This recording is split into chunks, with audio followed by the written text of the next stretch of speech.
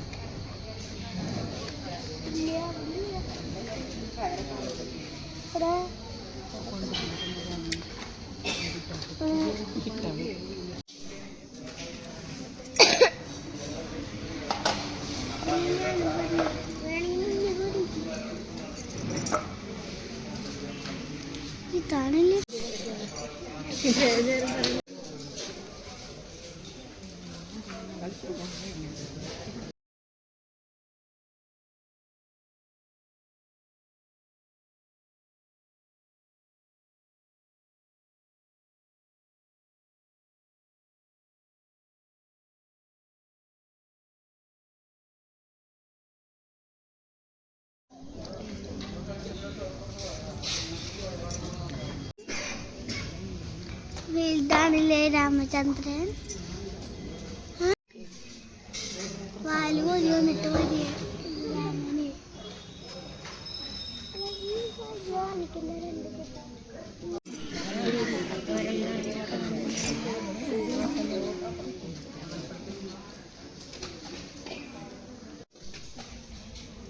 ഞാനേതാ കാലത്തുണ്ട പൂപ്പല്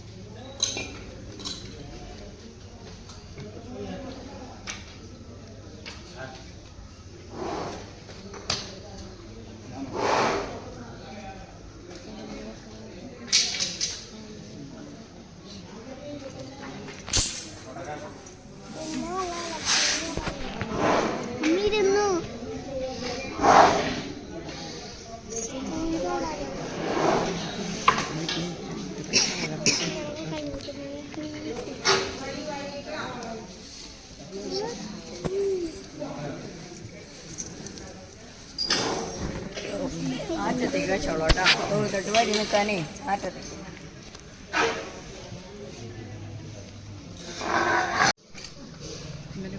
കുട്ടായിരാ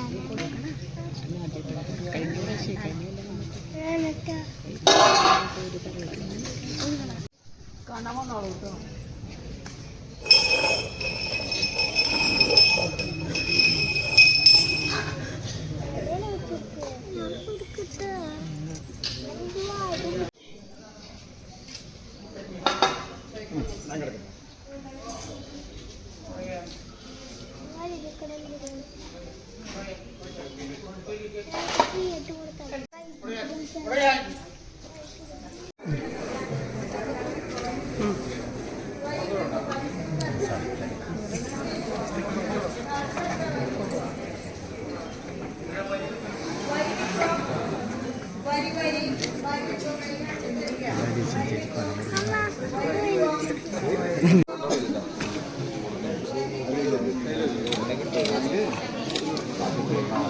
കൊടുത്തിട്ടെങ്ങനെ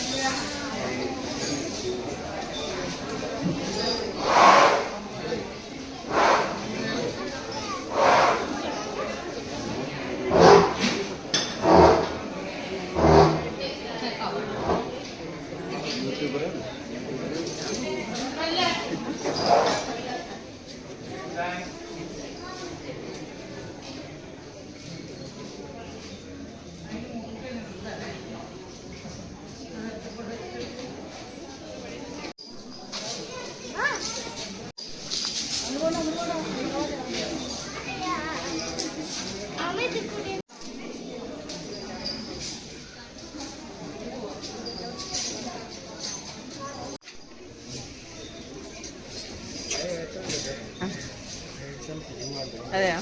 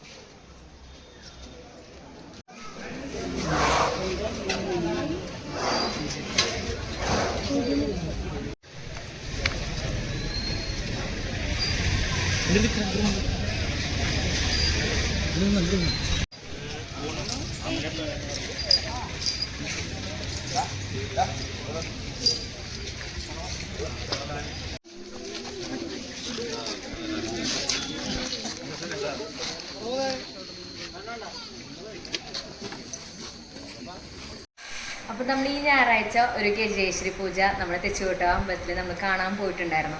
അപ്പോൾ കുറേ സ്ഥലത്ത് ആനയൂട്ട് കാര്യങ്ങളൊക്കെ കൊടുക്കുന്നുണ്ട്. അപ്പോൾ എനിക്കിതിൻ്റെ കാര്യങ്ങൾ എങ്ങനെയാണ് കൂടുതൽ അറിയാൻ പറ്റില്ല. അപ്പം നമ്മുടെ പ്രിയപ്പെട്ട ബിനോയേട്ടൻ നമ്മുടെ കൂടെയുണ്ട്. അപ്പോൾ നമുക്ക് ചോദിച്ചു നോക്കാം, രാമൻ്റെ ഈ ആനയൂട്ടൊക്കെ എന്തിനു വേണ്ടി കൊടുക്കുന്നു, എന്താണ് ഇതിൻ്റെ കാര്യങ്ങൾ, എന്തുകൊണ്ടാണ് ഈ കർക്കിടക മാസത്തിൽ ഇതിൽ ചെയ്യണമെന്ന് നമുക്കൊന്ന് ചോദിച്ചു നോക്കാം കേട്ടോ. ബിനോയേട്ടൻ സ്വാഗതം.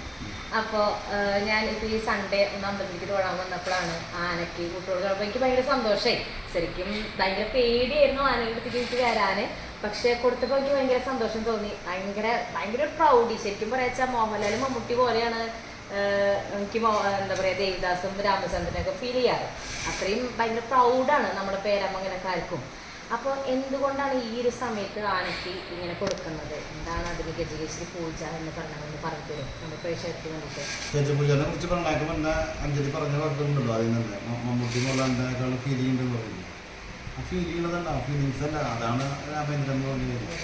ഇപ്പോൾ നമ്മൾ ഇപ്പം നമ്മുടെ ഇന്ത്യയിൽ ജീവിച്ചിരിക്കുന്ന ഏത് നടന്മാരെക്കാളും ഏറ്റവും ഫോളോവേഴ്സ് ഉണ്ടാവും. ഇപ്പോൾ സ്വന്തമായിട്ട് അല്ല എന്താ പറയുക, ഒരുപാട് ബ്ലോഗർമാർ, അതേപോലെ ഇൻസ്റ്റ ഐഡികൾ, ഫേസ്ബുക്ക് ഐഡികൾ, ഫ്രണ്ടിലെ ഐഡികൾ എല്ലാതും ഇത്രയധികമുള്ള ഒരു ആനയാണത്. അപ്പോൾ അതാണ് ഈ ഗജപൂജനെ കുറിച്ച് ചോദിച്ചത്. ഗജപൂജ എന്ന് പറഞ്ഞാൽ നമ്മൾ 2019 കാലഘട്ടത്തിൽ NRI നാരായണ രാഘവൻ എന്നാണ് പേര്, അദ്ദേഹമാണ് സ്പോൺസർ ചെയ്തിട്ടുള്ളത്.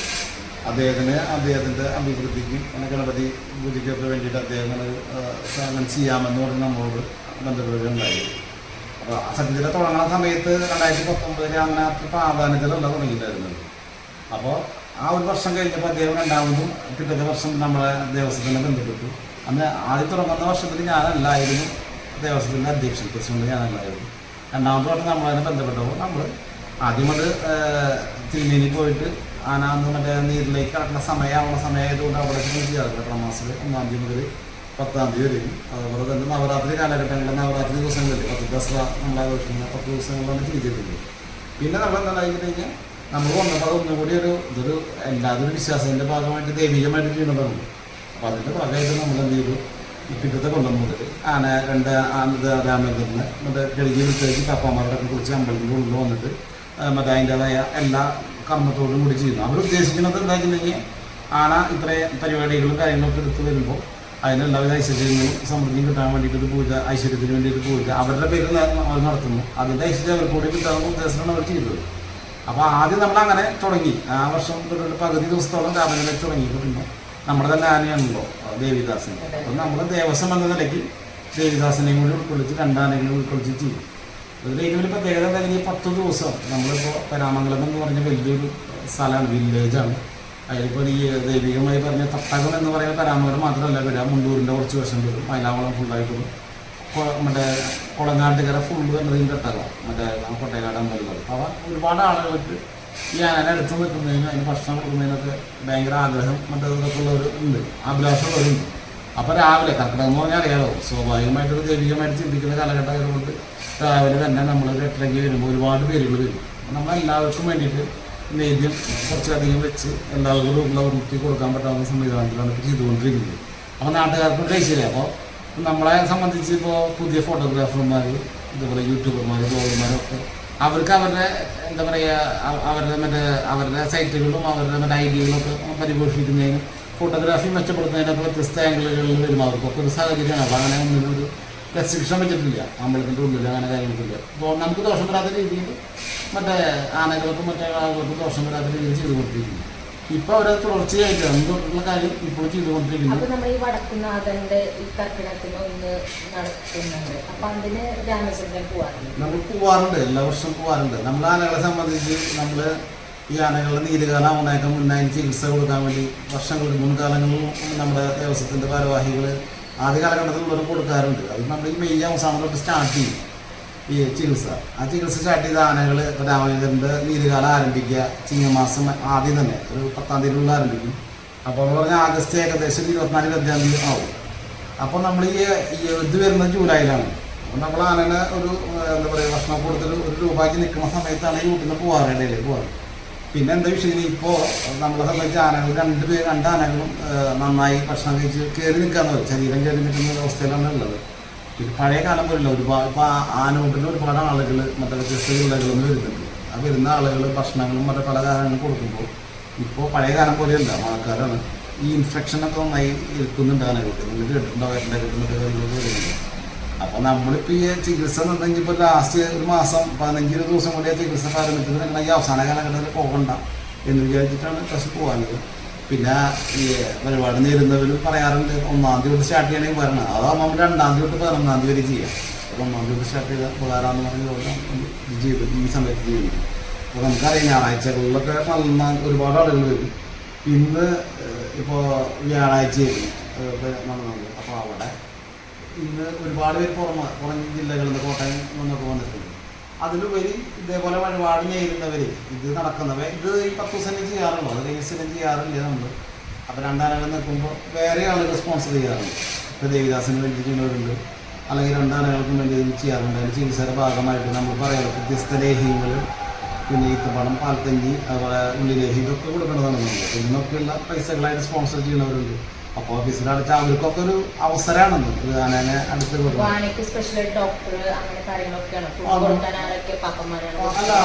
ആനയ്ക്ക് ഡോക്ടർമാരുടെ ജില്ലയിൽ നമ്മുടെ ആനയുടെ വർഷങ്ങളായിട്ട് ഇപ്പോൾ ഡോക്ടർ ദേവിദാസ് എന്ന് പറഞ്ഞ ഡോക്ടർ നമ്മൾ ചികിത്സയുടെ ഭാഗമായിട്ട് വരുന്നത്. അദ്ദേഹത്തിൻ്റെ നിർദ്ദേശം നാളെ അദ്ദേഹം എല്ലാ മാസവും 1-2 തവണ വന്ന് പരിശോധിച്ച് പോകും. അതിപ്പോൾ അദ്ദേഹം കുടുംബം പോലെയാണ് നമ്മുടെ അദ്ദേഹം ക്ലാസ് സൗകര്യങ്ങളൊക്കെ വരും. അപ്പോൾ അത് വന്ന് നോക്കിയപ്പോൾ നമുക്ക് എന്തെങ്കിലും അസ്വാഭാവികത തോന്നുന്ന സമയത്ത് നമ്മൾ ഡോക്ടറായിട്ട് ബന്ധപ്പെടും കാര്യങ്ങൾ. പിന്നെ ആയുർവേദപരമായിട്ട് നമ്മൾ പണ്ടേ മുതൽ തന്നെ ഔണാപ്പറമ്പൻ മഹേശ്വരൻ തിരുമേലിയുടെ നിർദ്ദേശപ്രകാരം മരുന്നുകളാണ് കൊടുക്കുന്നത്. അത് നമ്മളല്ല, നമ്മുടെ മുൻ തലമുറക്കാർ മുൻപാവധികളൊക്കെ കൊടുത്തു പോകുന്ന ഒരു നിഷ്ഠയുണ്ട് ആണെങ്കിൽ. ഇതൊക്കെ ഒരു ചിട്ടവട്ടങ്ങൾ എന്ന് പറയില്ലേ നമ്മൾ ഓരോ കുട്ടികളുടെ മറ്റൊക്കെ ആ ചിട്ടവട്ടത്തിൽ തന്നെയാണ് നമ്മൾ ചെയ്തു പോകുന്നത്. അപ്പോൾ അങ്ങനെയൊക്കെയാണ് ഇപ്പോഴത്തെ ഈ ഗജപൂജ എന്ന് പറഞ്ഞിട്ടുള്ള കാര്യങ്ങളൊക്കെ വരുവാൻ നിൽക്കുന്നത്. അപ്പോൾ നിങ്ങൾക്കൊക്കെ നമ്മുടെ ഈ വീഡിയോയിലൂടെ നമ്മുടെ രാമൻ്റെ ഇപ്പോഴത്തെ കർക്കിടക മാസത്തെ ചികിത്സ രീതികളും പിന്നെ അമ്പലത്തിൽ ഇങ്ങനെ ചെയ്യുന്ന നേദ്യങ്ങൾ കൊടുക്കുന്ന ആ ഒരു അനുഗ്രഹവും നമുക്ക് കിട്ടുന്ന കാര്യങ്ങളൊക്കെയാണ്. അപ്പോൾ ഇനി വളരെ കുറച്ച് ദിവസം കൂടി ഉള്ളൂ ഊട്ടുള്ളത്. അപ്പോൾ നമുക്ക് വരാൻ പറ്റുന്നവർക്കാണെങ്കിൽ പെട്ടെന്ന് എന്തായാലും തീർച്ചയായിട്ടും രാവിലെ ഒരു 8:30 ആകുമ്പോഴത്തേക്കും പരിപാടി തുടങ്ങും കേട്ടോ. 10 മണിയുടെ ഉള്ളിലൊക്കെ ആയിട്ട് കൊടുക്കലൊക്കെ അവസാനിക്കും. അപ്പോൾ താല്പര്യമുള്ളവരെ തീർച്ചയായിട്ടും വരിക. അപ്പോൾ എല്ലാവർക്കും നന്ദി, നമസ്കാരം.